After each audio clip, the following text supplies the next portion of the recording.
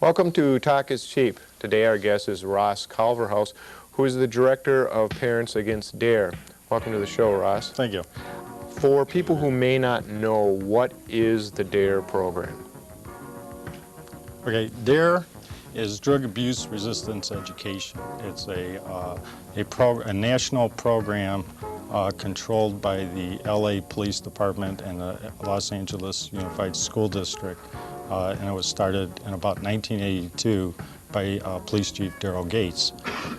Since then, the program has spread across the entire country. It's in every state in the country and many other nations, like Canada and Mexico. And DARE is a program that purportedly teaches kids about drug abuse. It's taught mainly in the 5th grade by police officers. However, the curriculum is designed for K through 12. Okay. And your organization that you're involved with is called Parents Against DARE. Right. And what is what is that organization? Okay, Parents Against DARE is right now there's Parents Against DARE organizations in many states in the country. Probably about half right now. Many parents are starting, as we find out more about DARE, many parents are getting to be pretty upset about what the police are doing in our schools and what the schools are doing with this type of program. And so it's just a loose organization of parents who are speaking out against the program.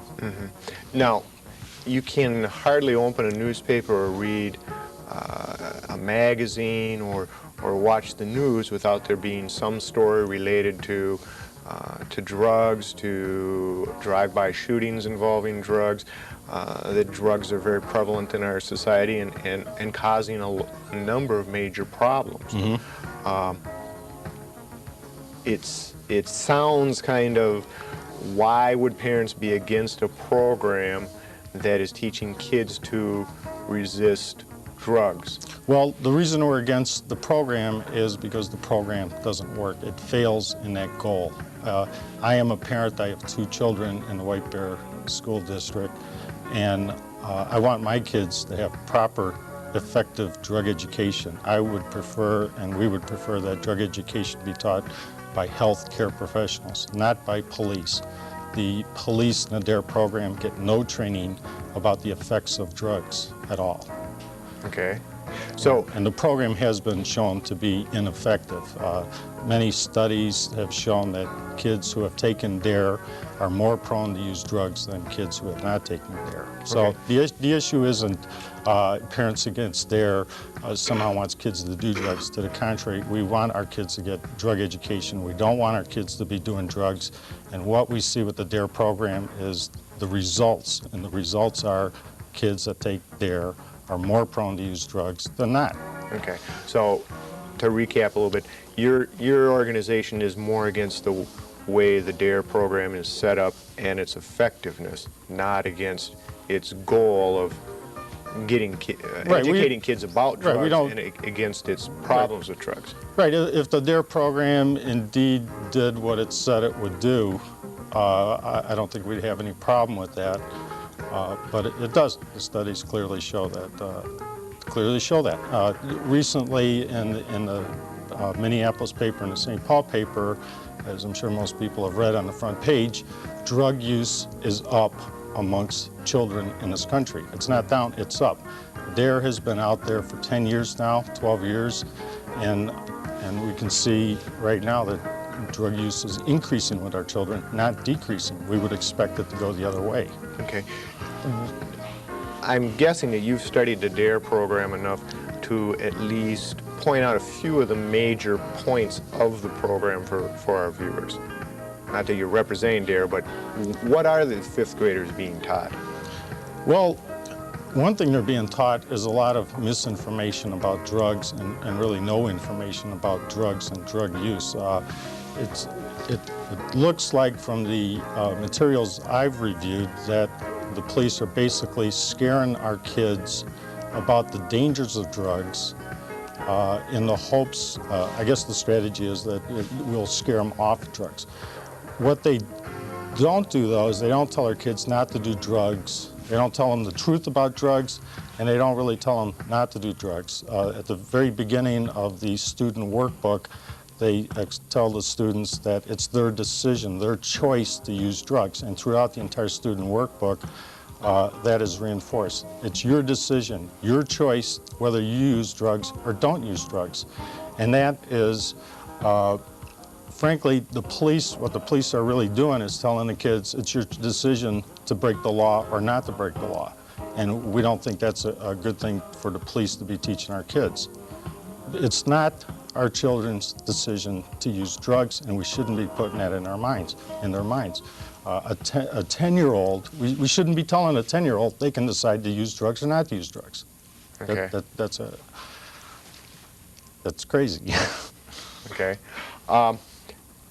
Then the parents against DARE, I assume they must have some bullet points of what either they would like to see taught, or, as you've outlined, one of the problems with what parents against DARE see with it is that it's not being taught drugs are bad, and this is why. What it is they're being taught, they're being scared. The police are scaring the kids about the dangers of drugs.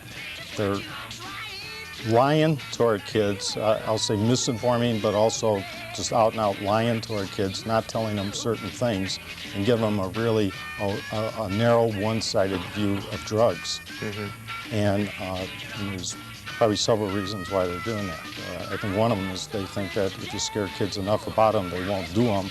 But eventually the kids are going to find out that they've been lied to, and then what do they do with that misinformation? Something that's happening across the country is many children have been turning their parents in for drug use, illicit drug use, as a result of the DARE program.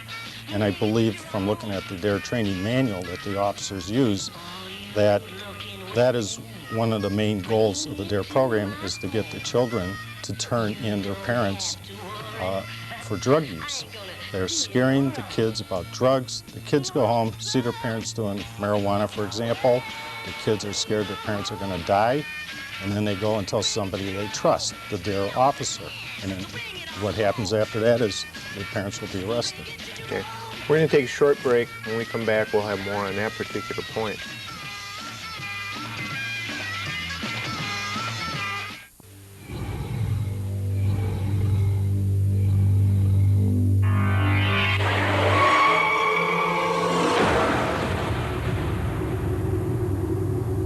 This bag saved the driver. This bag saved the passenger. Please give blood again.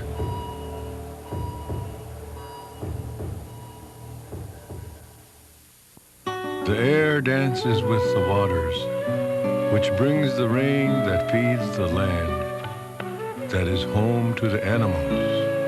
All life dances together. In a world so connected, choosing one environmental cause can be hard. EarthShare is 40 environmental charities working together. You and your company can help by calling 1-800-MY-SHARE. All life lives, or doesn't, together. We're back at Talk is Cheap. Before we took the break, Ross, you were talking about part of the DARE program is encouraging kids to turn in people that they know are using or selling drugs, mm-hmm. and that there have been some cases where kids have actually turned in their parents. I guess the question I would assume a lot of viewers are watching is, well, if their parents are using illegal drugs, what is wrong with that? Well, it's not, the goal of drug education shouldn't be law enforcement. And what we find with the DARE program, when you look at the organization and how it's funded and what it's about law enforcement. if you look at the structure of DARE in the state of Minnesota, it's headed by the Attorney General, Skip Humphrey. He's the chairman of the Minnesota DARE Advisory Council. The two DARE numbers you get for the state of Minnesota are one, the State Attorney General's office, and two, the Bureau of Criminal Apprehension. Now, the Bureau of Criminal Apprehension is out there gathering evidence for the Attorney General's office for prosecution of criminal activities. They are also responsible for the training of all the DARE officers in the state. We are a regional training center. And then, of course, the only people who can teach the DARE program are police officers in the local community. The funding for the program comes from crime prevention money, the bills that have been passed by either the Congress or the state legislature. Here in Minnesota, the legislature in 1989 authorized school districts who have the DARE program to collect a $1 per person tax and use that to pay for drug abuse resistance education. That's written right into the law. And right here in White Bear Lake, that amounts to over $47,000 a year. That money is collected by the district, the school district, and then paid to the police department. This is not drug education, it is crime prevention education, and the school district themselves, in some papers that they've sent me, have even said that. It's not drug education by any means, it's crime prevention education. And all up and down the line, this whole program is controlled and run and operated by law enforcement and paid for by crime prevention money. Okay. Now, for the DARE program to get into the schools, somebody had to come forward in the state of Minnesota and say, here's a program we think is worthy of being in the schools. Am I right there? Right. So somebody had to look at the program and approve it. Right. The people that looked at the program are the Attorney General's office. They went to the legislature. They're the ones that got this legislation to pay for the program passed. They're the one, they get $100,000 to $200,000 a year from the legislature to start new DARE programs in the school districts. They come into the school districts and they basically sell the program to the administration and the school district before anybody in the district is made aware of it. Usually the decisions are made before it's been announced. It comes in as, oh, here's a free program, it won't cost you anything. It's a free program and we'll administer the entire thing. And the school districts love it because they really don't have to do anything. However, that's a misnomer. It doesn't cost anything. It doesn't cost the school district anything, but it's still, the taxpayers are paying for this program. So it's really a shell game when they say that it's free. It's not free. In Minnesota, we got 4.5 million people, $4.5 million a year, plus a similar amount coming from the federal government, a little bit more than that coming from the federal government. But each school district, its school board would have to approve the program as being part of its curriculum. So I would venture to say that school districts haven't just looked at this as a free program or money that's going to be made available for it. I would hope that they would also look at the goals of the program and what was included in it. Well, when I first heard about the program, I tried to find out and look at the program myself, and what I find is the information about the program is unavailable. I, as a parent, cannot go to the school district and get information about the DARE program other than a few brochures and pamphlets that the DARE program themselves pull out. For example, the DARE training manual is unavailable. We cannot have it. The school districts can't get a copy of it. Parents cannot get a copy of it. Now, when you say the manual, is this the manual that is used to train the police officers and the police officers are supposed to follow? Right, right. Okay. Have you spoken with the local police department to see if you could look at the manual? I have written a letter to the Attorney General's office. I've called up the BCA. I've talked to the school district officials. I've talked to the police. I cannot get a copy of the manual. I've been able to look at it twice, and in order to look at it, I had to go down to the Bureau of Criminal Apprehension and talk to somebody down there and sit in a room with an officer present at all times so I can look through this book. This book is about 300 pages long. The DARE officers have 2 weeks to train on this manual. I'm given like maybe an hour or two. I have to take time off from work to go do that. Then I go to the school district, and I was able to see a copy there. But there, it's a very difficult thing. I got to talk to the superintendent, make appointments, come in, sit there, and have somebody watch me the entire time I'm doing it. And that's totally ridiculous. This book, this manual, is paid for by our tax dollars. It is the instruction, the information that is being presented to our students, my children, and I am not able to get a copy of it so I can evaluate it. It's a 300-page book. I can't take weeks off to go and make appointments to get to look at a copy of the book. Have you been allowed to sit in classes and see a DARE officer present any training? Have you been allowed to do that? Yes, I was allowed to go to one class, and I was denied access to any more classes. Right. Did they give you a reason on why you were denied? Yeah, when I did this, the principal of our school, I said I'd like to come and see this program, and when I went to the school, I was talking to her and the DARE officer in the hall. I said, "Yeah, I'd like to come to more of these classes." The DARE officer said, "Fine, wonderful." The principal said, "No." No Were you more. given a reason? The only reason I was given is because of the subject matter, and I couldn't pursue it because there was kids in the hallway, and what are you going to do? What about talking directly to the school board? Have you approached the school board? Yes, the school board. There's no action there. Okay. Their comments to me right now is they hold me in contempt and they scoff at me and they just have no comments. Okay. There was no. Now you say you had written to the Attorney General. What kind of responses have you gotten from that office? Well, I had written to the Attorney General's. They asked to get a copy, to purchase a copy of the DARE manual, and the letter says no, they can't do that. And I said maybe write to LA or something. Write to the yeah, says, well, maybe you could write to the Los Angeles Police Department. Okay. We're going to take another short break, and then we'll be back with more.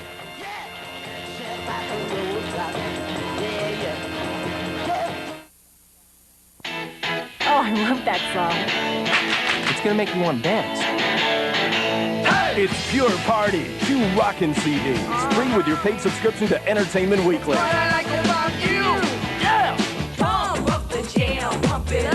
Pure Party, 24 tunes on 2 CDs.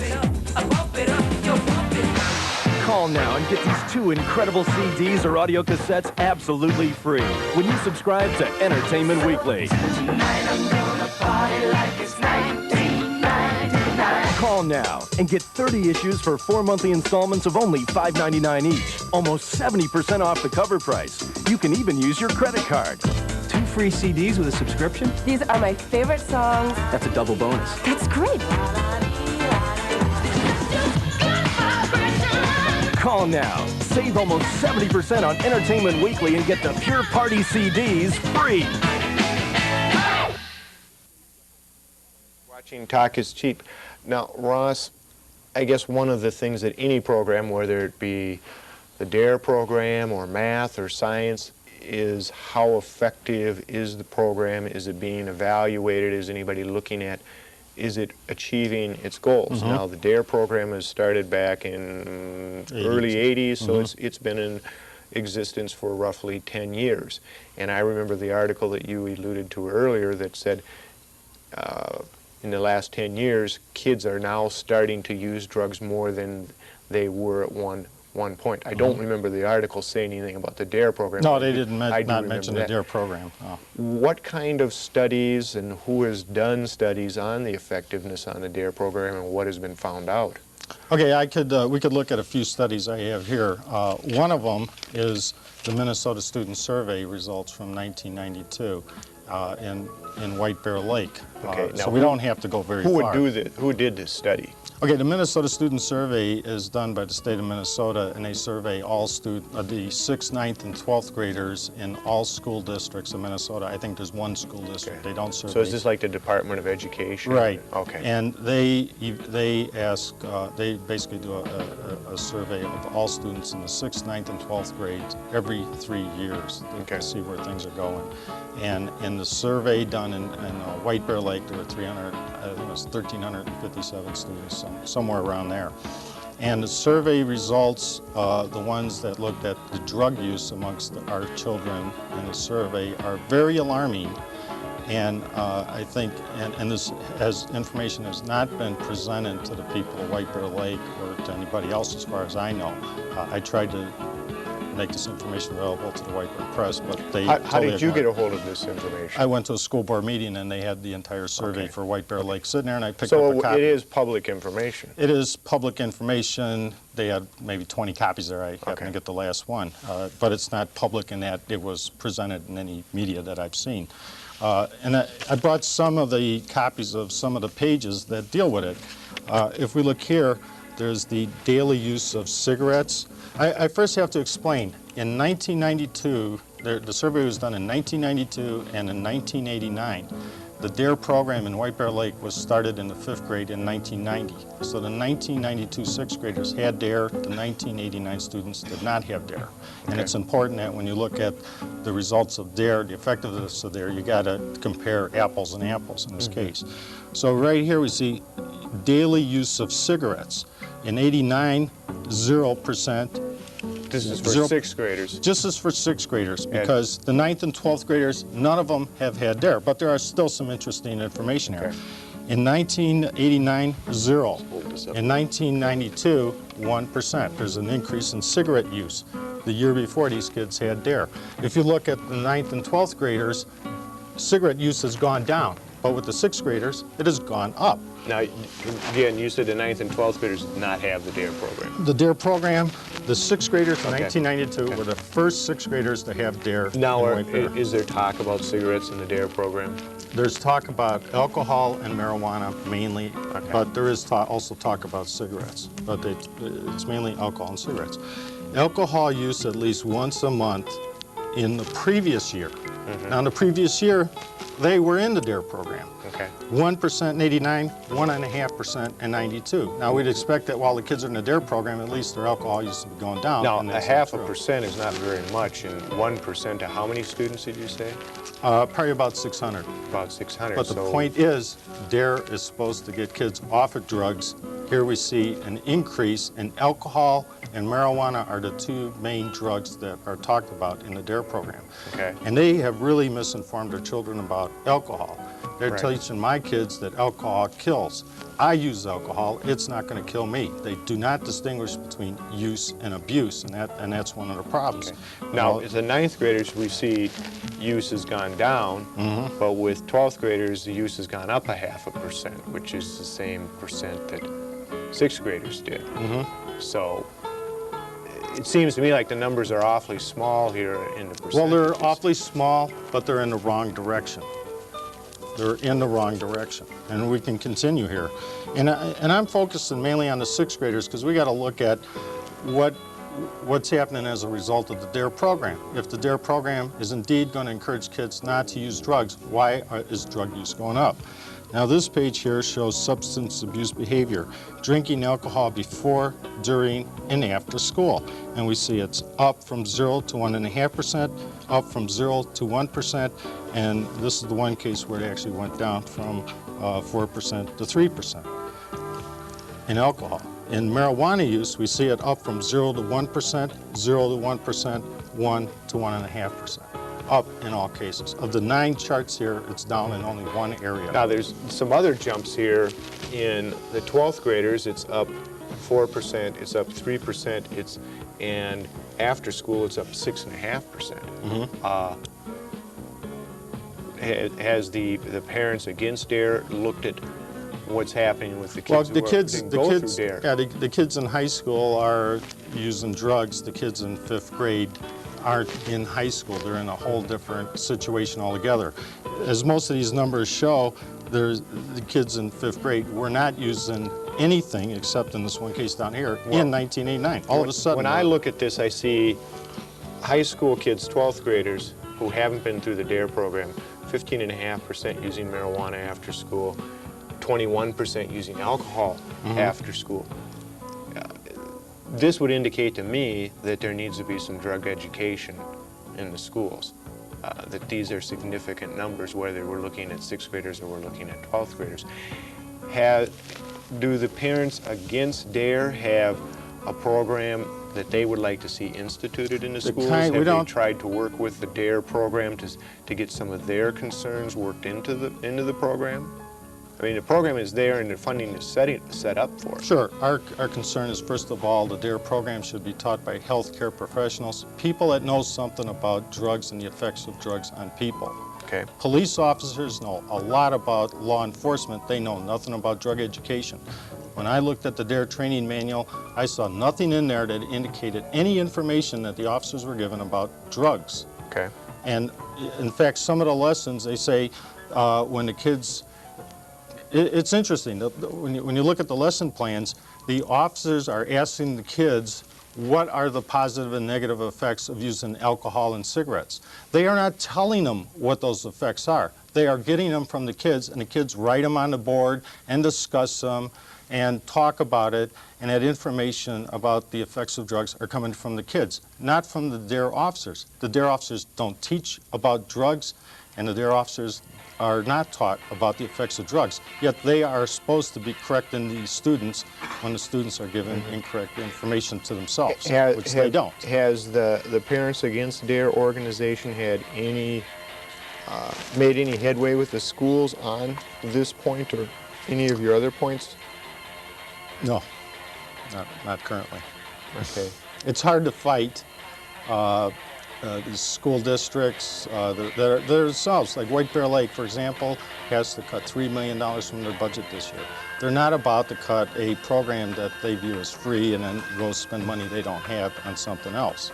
Now, when you were at the school board meeting and this was handed out, what was the tone of the school board when they saw results of their seniors and the great increase in the use of alcohol and marijuana? I really hadn't considered these things until after the meeting when I took a good look at it, because I just picked it up there. But I found it interesting that many of the members were, well, it's up a little bit and down a little bit here and there, and it looks like we're holding our own, and hey, that looks pretty good. It's not, just a very blasé attitude about the entire thing. In our last minute or so here, what are the short-term goals for the Parents Against DARE? What are they working on actively now? Okay, what I had been working on is just trying to find out more information about DARE. Currently what we're doing is informing parents and the people at large in the communities of what the DARE program is about and to warn parents about it. And are you having any feedback from people? Yeah, I get a lot of calls of people. When we pass out brochures at different events and on the streets and things, I get a continuous stream of calls of people, parents calling up, complaining about what's happening at their schools with the DARE program. Not just here in White Bear Lake, but across Minnesota. And we've now got principals and teachers and police directly asking our children in school